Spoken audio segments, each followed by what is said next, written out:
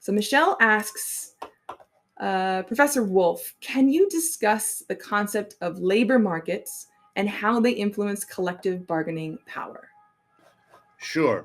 The notion of a labor market is the notion that at any given time in any economy, there are so and so many individuals, typically adults, able bodied adults, that are looking for work.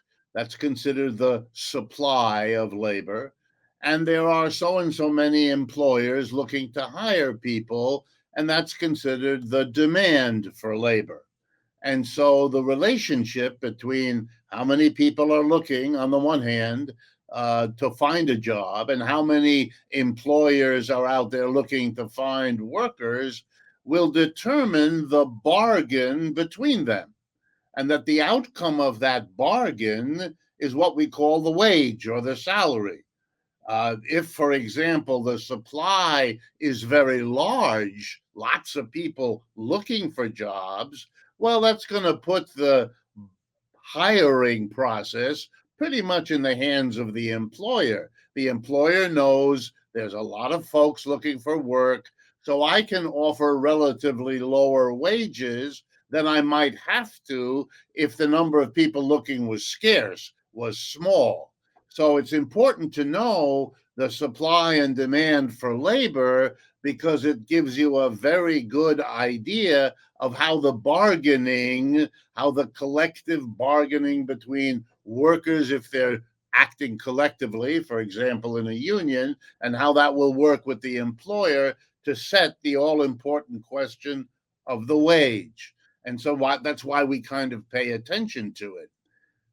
A final way of getting a sense of it is that the market for labor, the supply and demand for labor, is not something that the employers or the workers simply accept as a fact of nature, like, it's raining on Thursday, so we have to remember an umbrella. No, no, no. It is something both sides try to manipulate. They want the supply and demand of labor to go well for them. So the employer likes to limit the demand and increase the supply, because then he's got desperate workers, people who are looking for work, a lot of them. There may not be enough jobs. And so the employer's in a position to get you to work for less money than it would be if the roles were reversed. And workers, for the same reason, try to limit the supply of labor and expand the demand to get the reverse result, to get their wages to be higher.